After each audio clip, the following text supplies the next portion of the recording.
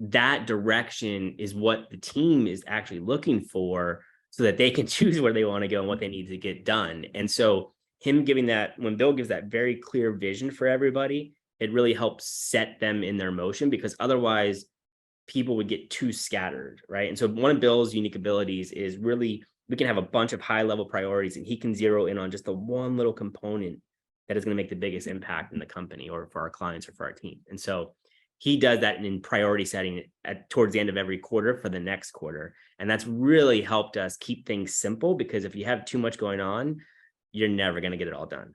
So Brandon, welcome to the Second in Command podcast. Thank you, Cameron. Great to be here. Great to see you as well. Yeah, you are also one of the old school, well, I guess not quite old school, but one of the COO Alliance members. So it's nice to be able to have you on the show and also to hear some of your experience. Why don't you just tell me why you joined the COO Alliance even to start? And, you know, we're this global community of second in commands. What was it that had you join? Actually, I don't know if you remember this, but mine's an interesting story, because when I had first become, I was kind of half my role was a COO at my previous company when I was in the custom suit industry it was a company that I had sold to.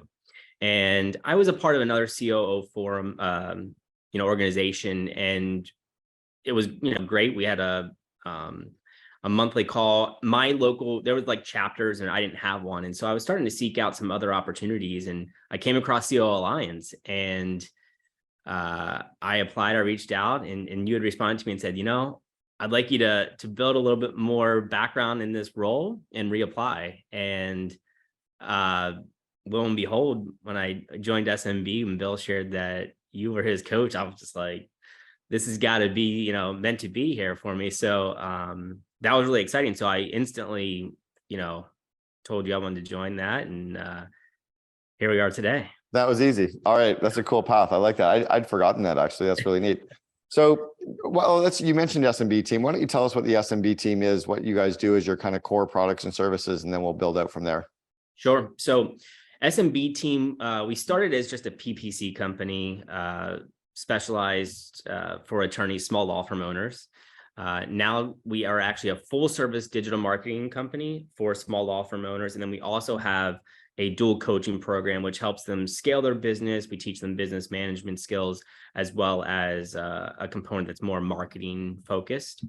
And then we also are a partner in another company called Attorney Assistant. And that helps with the intake or the sales function for our law firm owners, which kind of makes it a true 360, right? Because we help bring in the leads for the law firm owners, the intake, attorney assistant, virtual assistants, essentially help close those leads. And then we help coach them on scaling their business once they have that revenue in the door. So I don't know this to be true, and I'm more curious, but I'm going to make a comment and see if I'm right or if I'm wrong. Doctors are horrible business owners. Dentists are horrible business owners. But my guess is that lawyers would be better business owners than both of them, but less good, less strong than entrepreneurs might be.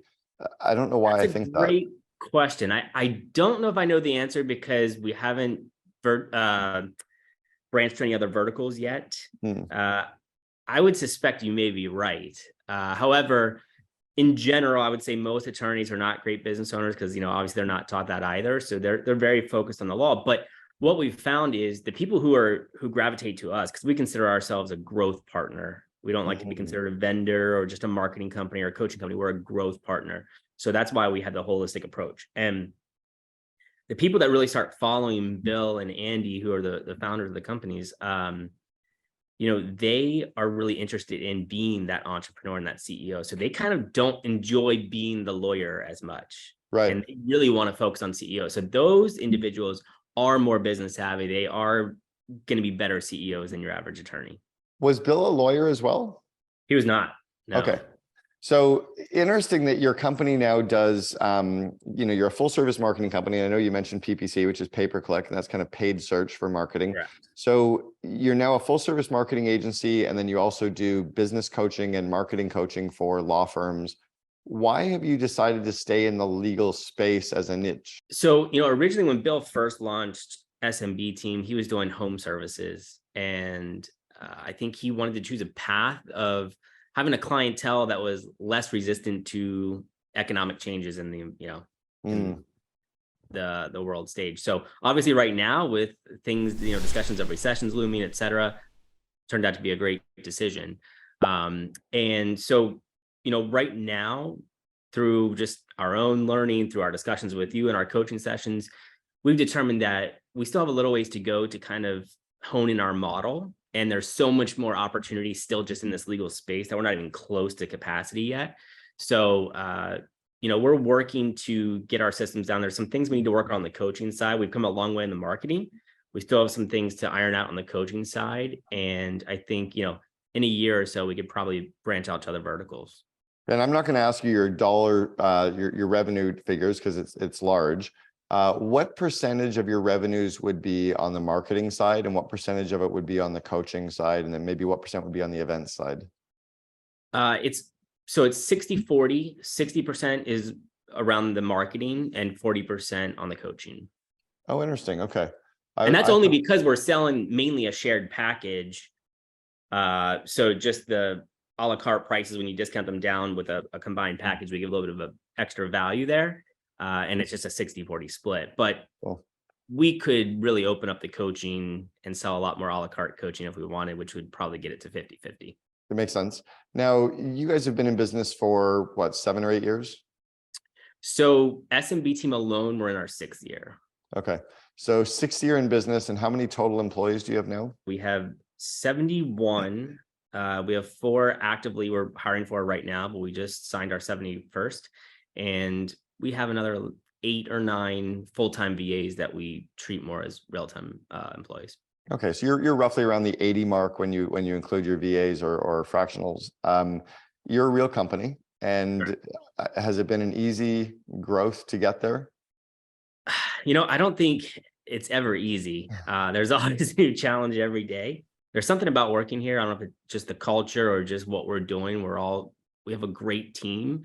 I truly love coming to work every day. I come in the office actually every day because I love it. And it's usually me, Bill, and his EA Jen. And the team will come in 1 or 2 days a week. The ones that are local, they still enjoy coming in from time to time. Yeah. But us 3 are always here. And I just kind of enjoy that challenge of growing a small business and all the things that come with it, good or bad. So I was doing a call this morning with a group of COOs, about a dozen, and we were talking about communication as companies scale, and how the complications, just company communication gets more complicated as companies get bigger. Can you walk us through what you guys have done vis-a-vis top-down communication, bottom-up communication, and then laterally communication? So talking to your employees and customers and then listening to them as well. 100%. I think this is one of the most difficult challenges companies face in scale. One of the things that adds to, I think, the complication for us is we're extremely fast growth. So, we're growing 200, 300% year over year. So you come across those scalability challenges much faster. And so you don't have really the time to prepare or see them coming. When I first joined with Bill, we were kind of on a loose traction EOS model, and it talks about a same page once a month. But when you're scaling the way we are, we have to do them weekly, and really we had to figure out communication to even stay on the same page throughout the week because so many things would change day to day. And so we kind of took some of the things that we've incorporated different technologies. Voxer was a big one for us. Just quick voice memos at the end of the day, kind of updating on things I learned in my one-on-ones with my team. And that really helped us bridge a gap for a while. Now we actually kind of also utilize his EA Jen. She's been a phenomenal addition to the team. And, she kind of acts, I guess, more so in a kind of chief of staff operational role in that sense. So she helps there, but technology has been a big factor. And that can be a blessing and a curse. I think you can incorporate different things. We obviously have meeting cadences, right? So we have our L10s weekly. We have our daily huddles, which I think is huge for celebrating wins, getting the energy. But, there's also any important updates, you could throw it in there to make sure everyone's aware of it.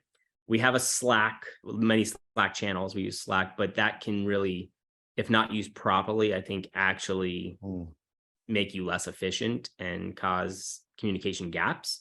Yep. So one of the things that we did was we we call our standard operating procedures EOPs, excellence operating procedures. Bill has a lot of his own terminology that he loves to use. So, because we don't do anything standard. So we have an EOP on, communication guidelines for each technology we use, as well as each type of meeting. And I think that's really helped, because otherwise people were using Slack for assignments, and then there's no way to track, your task or things that you need to get done. So it just gets lost. And so that was a big challenge. So giving people clear guidelines on how to use each communication tool has really helped us.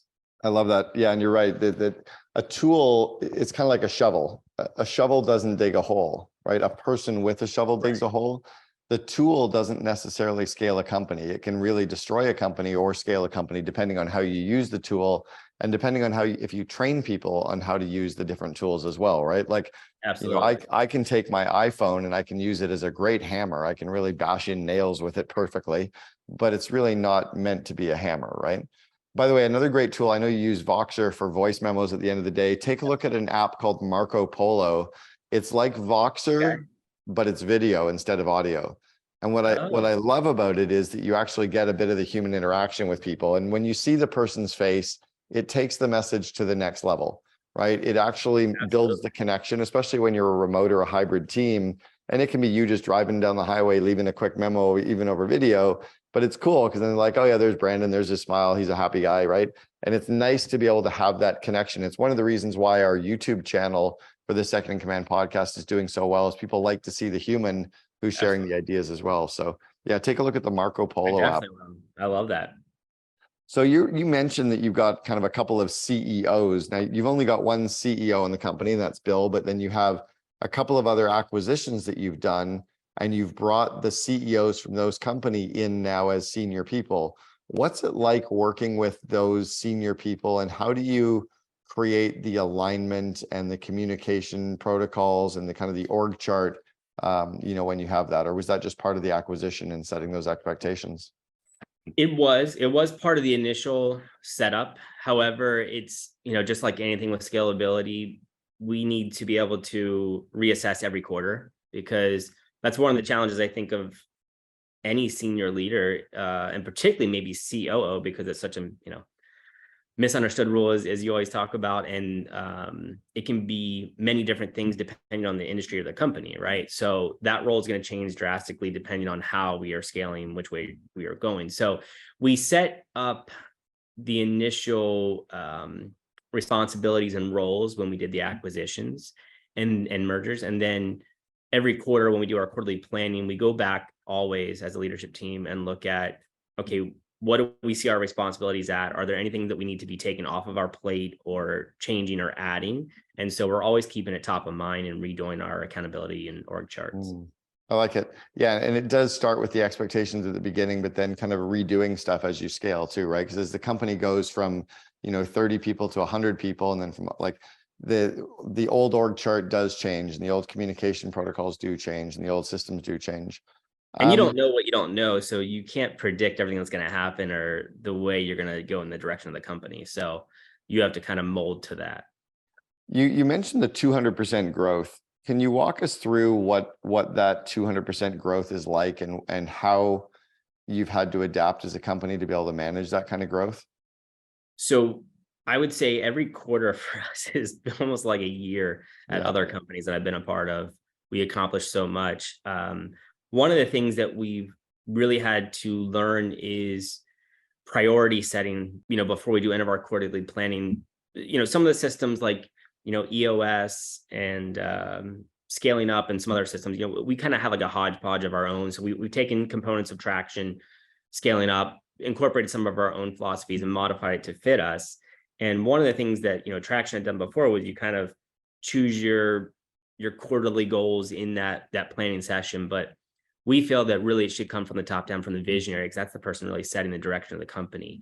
And that direction is what the team is actually looking for, so that they can choose where they want to go and what they need to get done. And so him giving that, when Bill gives that very clear vision for everybody, it really helps set them in their motion, because otherwise people would get too scattered, right? And so one of Bill's unique abilities is really we can have a bunch of high level priorities, and he can zero in on just the one little component that is going to make the biggest impact in the company or for our clients or for our team. And so he does that in priority setting towards the end of every quarter for the next quarter. And that's really helped us keep things simple, because if you have too much going on, you're never going to get it all done.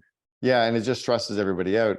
I like that you said that you kind of got a hodgepodge of, the EOS traction and scaling up and other people's systems.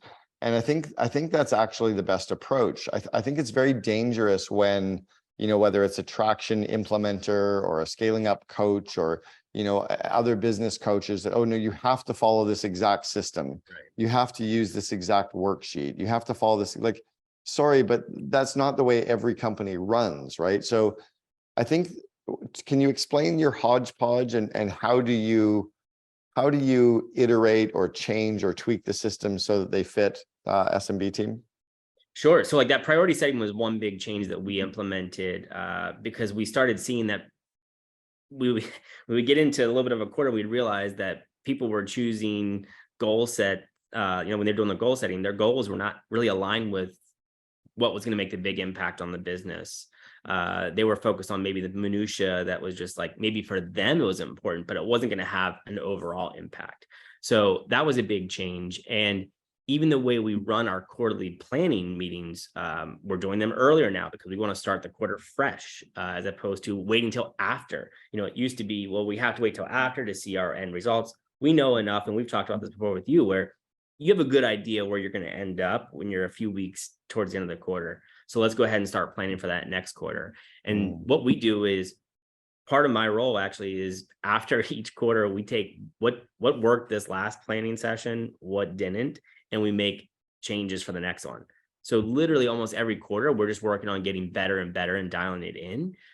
Because when we do that, I mean, a quarter or two ago, we had all but one, of our goals, which we call boulders, not rocks, was hit. And really, we could have maybe counted that one as on, but we one of the things we incorporated was pivots. So in traction, it's like if you didn't get it hit, it wasn't done, right? And it was incomplete. But sometimes when you choose that goal in the beginning of the quarter, something may happen 3 weeks in that makes that goal completely pointless. Right. I don't want to penalize somebody because we didn't know what was going to come down the road, right? If you had done that during COVID, nobody could have foreseen what was going to happen. So you planned all these goals, and then all of a sudden COVID hits and you didn't adapt, you were going to die as a business. Yeah. Right? So we're all about doing what makes sense for the business. Well, actually, one of our core values is three-way winner. So it's what makes sense for the client, the team, and the business. It always has to fit all three, right? So if it's not going to fit one of those things, I don't care if we chose a goal and we're 4 weeks in. We're going to kill it. We're going to make a pivot, whatever we need to do, and we're not going to penalize the team for that. That's actually really strong that you identify that sometimes the goal, it's like we're choosing not to hit it because we're choosing to pivot instead.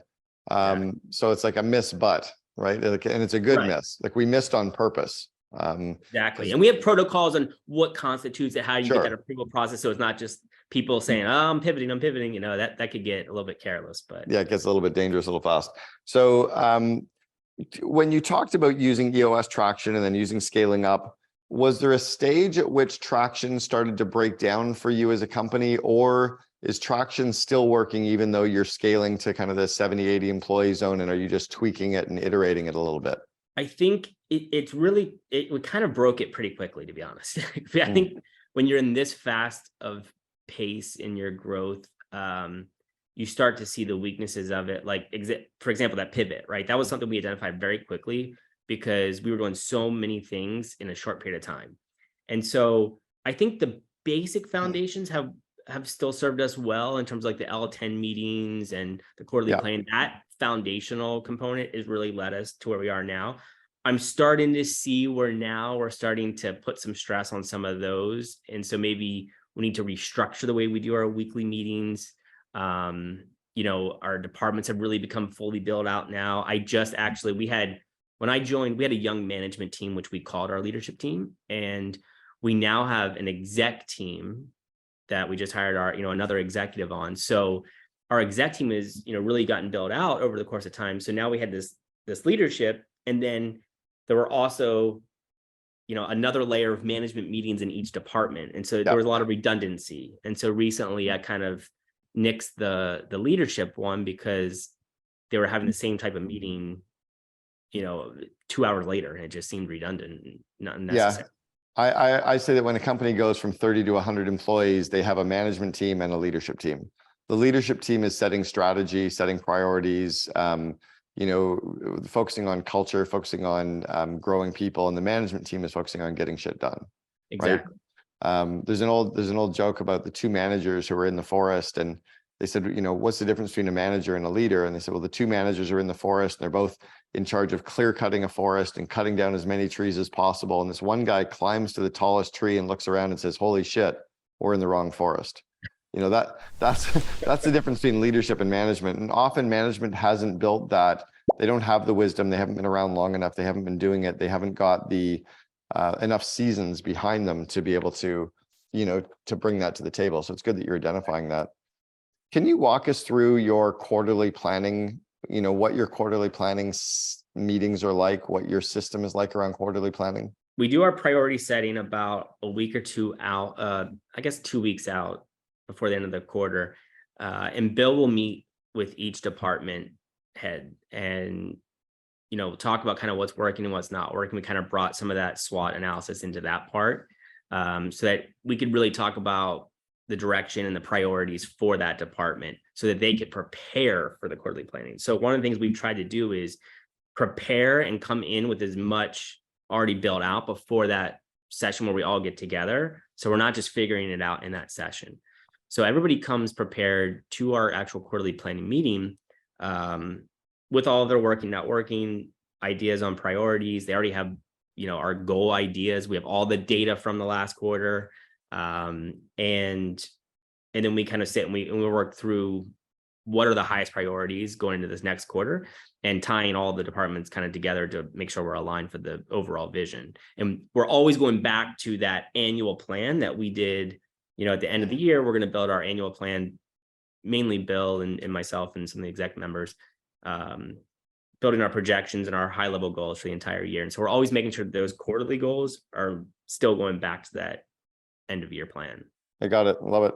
You mentioned looking at all of the data. I just had a COO Alliance call this morning with a bunch of our COO Alliance members, and one of them mentioned they call it metrics that matter. I was like, oh, fuck, that's so good. Like she said, at the leadership team, they only look at the metrics that matter because there's, 1,000 metrics we could be looking at, right? For every different, we could have 30 marketing metrics and 20 on customer service. So how do you decide for the SMB team, what are the metrics that matter for each of the different business areas that you're running and for the operation as a whole? So, one thing we realized we were making a mistake in is when it came to like the goal setting, like in terms of like the boulders, which is the rocks in the US, we were taking our big vision, from Bill and the end of the year plans, and we were making sure they aligned to that. But we really weren't doing that with KPIs. We were kind of just, people were kind of picking KPIs in departments, and we were allowing managers to pick. And we realized, wait a second, we have our guiding light numbers, which for us is net new ARR.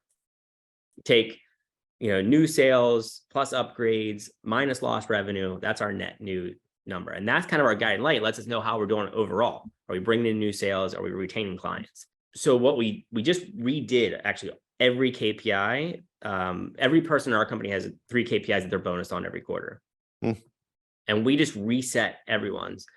And we did it from that top metric down, right? So that they all leveled up to that guiding light number, because our goal is we'd rather have fewer numbers that go deeper. So for instance, like renewal rate, we track renewal rate in 6 different ways, right? Because we'd rather really know everything about renewal rate than have 20 other different numbers that we could be tracking instead that really don't tell us anything. So we try to simplify it. And, we were definitely guilty in the past of having way too many numbers, but this is kind of what I've been taking on as my job. Is me and Bill, we're constantly trying to work on the business and figure out, where can we get better? I almost get the feeling like with your growth, like you said, that one quarter is like a new year, that you'll probably have renewals nailed in the next 1 or 2 quarters. You'll have all the right systems and processes. You'll have the whole methodologies. It'll all be working. will you then come up with a couple of additional metrics that matter and switch off of a focus? Does that kind of happen with SMB as well? Absolutely. Yeah, each quarter we reevaluate. Here are the, as part of our quarterly plan, okay, here are the metrics that we've been tracking. Do they still make sense based on our priorities that we're choosing or based on our goals for this next quarter? Are there any other KPIs that we're not tracking that are more important than these ones? And then those might actually be substituted in for the ones that get bonused. Yeah, it makes sense. You mentioned the third business that you kind of acquired is this Attorney Assist. What's that business do? What's the core focus of that business? Yeah, attorney assistant. So it's a virtual assistant business. And right now we hire virtual assistants for the law firm owners, mainly focused around intake, which is sales. So they call sales in a law firm. They can also double as reception. And then there's another type of assistant that kind of does what they call matter management. So maybe medical record retrieval, and other administrative tasks that will help the law firm owners are scaling. It's particularly important for a solopreneur or somebody who only has one or two staff members trying to get to that next level. They can't necessarily afford a full-time staff in-house. And so they can hire our team. The other side of it is we have law firms that we're bringing a lot of leads to, but if they don't have a great intake system or somebody to actually close those leads, they're not capturing the revenue they should be. And so they're not able to scale at the rate they should. I like it. It makes a lot of sense. All right, let's talk about you for a second. So you mentioned that you and I met originally when you wanted to join the COO Alliance, and I said you weren't quite ready. And then all of a sudden, you've scaled, you've grown in your career, you are ready. You've been a member for over a year. What do you think? Or well, not what do you think, but what have you done to grow your capacity, your skill sets to be a second in command, especially of a company that's growing this quickly and so strong? Yeah, I don't know if you can ever be fully prepared if you've never had that experience before. I think I've heard you even talk about that, where it's, you kind of learn as you go to some degree, but everyone in our company is a voracious learner. I mean, another core value is growth is a minimum requirement, right? So we are always learning and growing. We are a coaching business, and we believe that you should also have a coach, even if you're in the coaching business. So you're our coach. Bill's a part of other masterminds. Andy, who's the other owner, is also a part of multiple masterminds. I'm in the COO Alliance, obviously, and I also do other things to learn, whether it's through podcasts, speaking with other COOs, just a couple of individuals I met in the COO Alliance that I've become close with, and we've just met offline and shared wins and struggles and what's working and not working. And then many books. And I think one of the things that I took away from our coaching sessions is reading books that, are pertaining to what you're working on at the moment. So I try to stick to that rule, because otherwise you're going to forget certain things, when you actually need it. So that's really been helpful. Yeah, where that really came from for me was years ago. I was coaching a client based in Switzerland, and he said, there's an inordinate number of business books that I'm supposed to read. If we go out and listen to all of our friends on social media, we get 10 a day that we should be reading. And then if we ask people for opinions on what to read, God forbid, there's 100 now we should read. And, then we listen to a podcast, and every podcast mentions another book that we're supposed to read. And Sebastian's lesson was, I take a look at the core projects that I'm working on over the next quarter, and I try to read books or listen to podcasts that the content will help me on those 3 projects that I'm working on.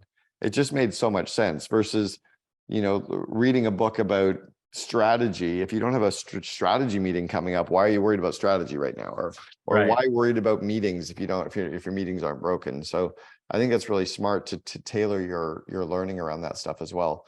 How about more specific are there specific areas that you used to be or feel that you were more broken in that you've worked on? Are there areas of you as a leader that you focused on getting better at that maybe you felt either insecure about or worried about before? I think 2 things where I've grown more.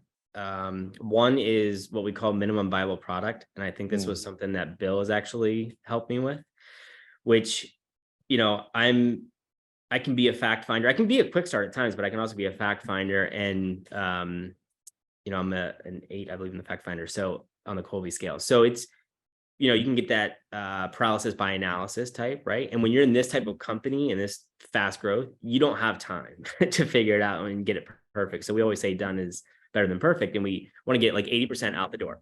So I've gotten more okay with, I guess, being comfortable with that concept and realizing that we're going to figure it out as we go, and we'll make it better later. And the other component is I really wanted to grow as a leader, and I wanted to be able to be there as somebody who could coach and grow our leadership team. That was like, I always get joy out of growing others. And so I really have been trying to step back from either doing or telling them what to do, and trying to coach them there through questions and just helping in situations, right? If I need to make a decision for them, I can, but I help them kind of figure out the process or figure out their own solutions if they're stuck. And that's helped me, because then I'm able to actually delegate things off my plate once they really have that skill developed. I like it. All right. I want to ask a question about Bill for a second. So Bill is amazing. Love him. Wonderful guy, ridiculously smart, hyper focused. But dude, he is like crazy manic energy wrapped up in massive ADD. He is all over the place. Oh yeah. How do you deal with that as a COO who tends to be more systems focused and process focused? How do you deal with the crazy, frenetic, massive energy of that kind of a leader? You should see him in the office, just riding around his electric scooter, going crazy during the day because he's just bored. No, I think, yeah, he's a mile a minute, and it was refreshing. It was fun to come in and having somebody that I truly had to hold back, right? Because he wanted to do a million things, and the communication piece, it was tough, because when I first joined, he would go directly to some of the managers. If he had an idea, he'd go to the managers in the different departments. Hey, we should do that. We should be doing. And I had to go to him and really put my foot down a couple of times until it set in, where it's like, hey, you can't do that anymore. Like, that's what I'm here for. You got to come to me, because you're confusing people, because now they don't understand if you're just ideating or if you're actually giving a direction. And people then they come to me like, well, am I supposed to start this? And I'm like, I don't know. I don't even know what you're talking about. So we really had to get that that system where, hey, look, the process needs to be, you bring these to me. I try to limit it to mainly just the same pages. So he does he's done a great job at evolving as a CEO, and especially for being so young. And now he documents these throughout the week and tries to limit them to there unless it's something urgent. And then for me, I will take all those ideas. I'll start asking a few questions. And usually if it's just a spur of the moment thing he's not really caring about, he'll give up quickly. And I'll be like, okay, never mind. Let's just move on. If he's setting it a little bit, he'll push back and be stubborn. And so I'll go, okay. And then I'll know when to kind of back off. And then I just let it sit and marinate for a day or two. And then if he comes back to me again, then I know he's for real. And so that's when I'll start taking it seriously. And all right, let's sit down and start strategizing and talking about what, if we need to move anything off our plates, what this will replace, or is this going to become a priority, et cetera. I love that you just let it sit for a day or so and then see what happens with it too. It's amazing. All right. I want to go back to the 21, 22-year-old Brandon Bowers and give him some advice. What advice would you give yourself, at 21 or 22 that you know to be true today, but you wish you'd known back then? Definitely the minimum viable product. I wish I had really gotten comfortable with that. My whole life, I think when you're younger and you're good at certain things, and, I've learned that I'm definitely OCD. And I think that, so I kind of prided myself on being the perfectionist, right? But it definitely hindered me in certain areas. And I think I could have advanced faster if I had understood that concept at an early age. The other thing is, I think you're a proponent as well for assessments like Colby and predictive index and whatnot. And I wish I had really understood that and taken one of those earlier. Not one that was just geared around. I think when you're in college and some of the younger ones, it's more so focused on, oh, here's the career you should have, or here's what you should be. Right. That's a component, but it's really understanding what I'm great at, what are my tendencies, what's going to get in my way of success, and not a job, but what are the roles, like responsibilities of the things that I'm going to enjoy doing and be really good at, right? Because we're always trying to get to that quadrant where it's like the things you're great at and the things you love doing.